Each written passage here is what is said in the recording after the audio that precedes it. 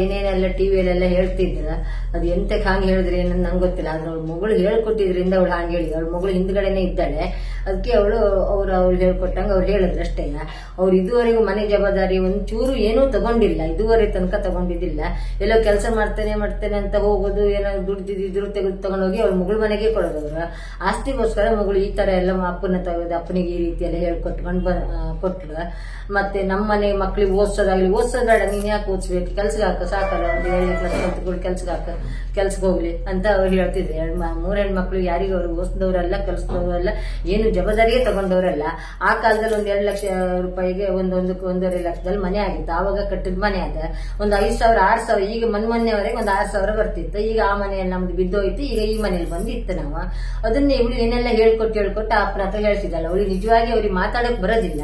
ಅವ್ರಿಗೆ ಒಂಥರ ಮಾನಸಿಕ, ಎಲ್ಲೆಲ್ಲ ಹೋಗಿ ಎಲ್ಲಿ ಹೋದ್ರು ಎಲ್ಲಿ ಬರ್ಬೇಕು, ರಾತ್ರಿ ಕಳ್ಸಿದ ಹೋಗೋದು, ರಾತ್ರಿಗೆ ಮನೆ ಬಿಟ್ಟು ಹೋಗೋದು, ನಿದ್ರೆ ಕಣ್ಣಲ್ಲಿ ಮರಳು ತರ ಮಾತಾಡೋದು, ಏನೆಲ್ಲ ಮಾತಾಡ್ತಾರೆ. ಆದ್ರೆ ಅವ್ಳು ಹೇಳ್ಕೊಟ್ಟಿದ್ರಿಂದ ಈ ತರ ಮಾತಾಡ್ತಿದ್ದಾರೆ. ಕೆಲ್ಸಕ್ಕೆ ಹೋದ್ರೆ ದುಡ್ದ್ರೆ ತಗೊಂಡೋಗಿ ಮಗಳು ಮನೆ ಕೊಡೋದು. ಇವಳು ಗಂಡ ದುಡ್ದು ನಾನು ಚೂರ್ಪಾರೇನ ಬಾಡಿಗೆ ಬಂದಿದ್ದಲ್ಲ, ಅದು ಇದೆಲ್ಲ ಹಣ ಸೊಸೈಟಿಲಿ ಇಟ್ಟಿದ್ದೆ, ಅವಾಗ ಸೊಸೈಟಿಲಿ ಇದ್ದ ಅಂತ ನಂಬಿಕೆ ಮೇಲೆ ಅವನ ಸೊಸೈಟಿಲಿ ಇಟ್ಟಿದ್ದಿದೆ. ಅದನ್ನು ತೆಗೆದು ತಗೊಂಡೋಗಿ ಇವಳು ಮಗಳಿಗೆ ಅವಳ ಹೆಂಡತಿಗೆ ತಗೊಂಡೋಗಿ ಕೊಟ್ಟ. ನನ್ನ ಗಂಡ ದುಡ್ಡು ತಗೊಂಡೋಗಿ ಅವರಿಗೆ ಕೊಡ್ತಾರೆ. ಮತ್ತೆ ಈಗ ಅದು ಸಾಲದೆ ನಂಗೆ ಮನೆ ಕಟ್ಟಿ ಸಾಲ, ನಂಗೆ ಜಾಗ ಬೇಕು, ಮನೆ ಬೇಕಂತೆಲ್ಲ ಹೇಳಿದ್ಲ.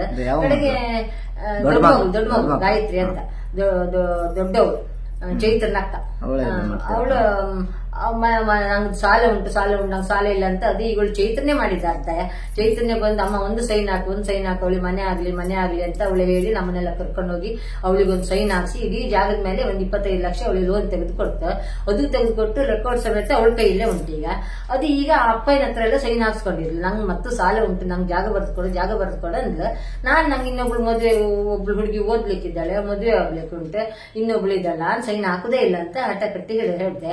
ಅಪ್ಪನ ಹತ್ರ ಸೈನ್ ಹಾಕ್ಸ್ಕೊಳ್ಳು, ನಾನ್ ಸೈನ್ ಹಾಕ್ಲಿಲ್ಲ ಅಂತ ನನ್ನ ಮೇಲೆ ಸಿಟ್ಟಿಗೆ ಅಪ್ಪನ ಹಿಡ್ಕೊಂಡು ಅಪ್ಪನದ್ದು ಏನೆಲ್ಲ ಹೇಳ್ಕೊಟ್ಟು ಹೀಗೆಲ್ಲ ಹೇಳ್ತಿದ್ದಾಳೆ. ಈಗ ಮತ್ತೆಂತದಲ್ಲ, ಅವಳಿಗೆ ಈಗ ದುಡಿಮೆ ಮಾಡ್ತಾಳೆ, ಹೊಲಿತಾಳೆ, ಟ್ಯೂಷನ್ ಕೊಡ್ತಾಳೆ, ಶಾಲೆ ಟೀಚಿಂಗ್ ಮಾಡ್ತಾಳೆ, ಎಲ್ಲ ಮಾಡ್ತಾಳೆ. ಆದ್ರೆ ಅಪ್ಪನಿಗೆ ಇಟ್ಕೊಂಡು ಅಪ್ಪನಿಗೆ ಹೇಳ್ಕೊಟ್ಟು ಏನೆಲ್ಲ ಹೇಳ್ಕೊಂಡು ಅಮ್ಮ ಸೈನ್ ಹಾಕೋದಿಲ್ಲ, ಅಮ್ಮ ಮೋಸ ಮಾಡಿಲ್ಲ ಅಂತ ಇಡೀ ದೇವರ ಹತ್ರ ಎಲ್ಲ ಕೋಲ ಗೀಲ ಎಲ್ಲ ಇದ್ದಲ್ಲಿ ಹೋಗಿ ಅಲ್ಲಿ ಕೇಳೋದಂತೆ, ಇಲ್ಲಿ ಬಂದು ಇಲ್ಲಿ ಕೇಳೋದಂತೆ ಹೇಳೋದಂತೆ ಎಲ್ಲ ಮಾಡ್ತಿದ್ದಾಳೆ.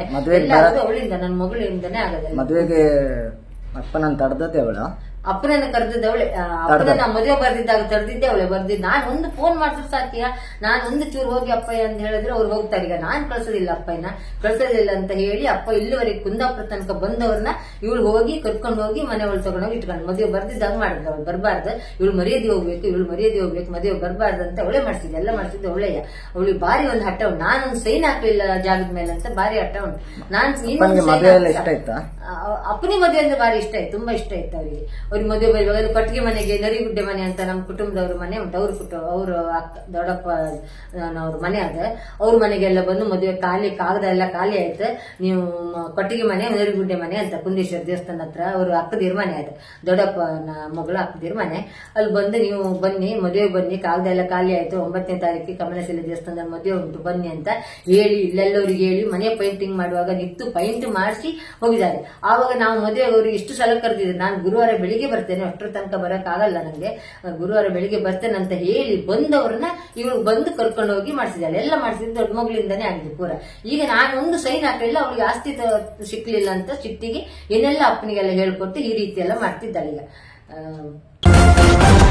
ನ್ಯೂಸ್ ಫಸ್ಟ್ ನಿರ್ಭೀತಿಯಿಂದ ನಿಮ್ಮ ಪರವಾಗಿ.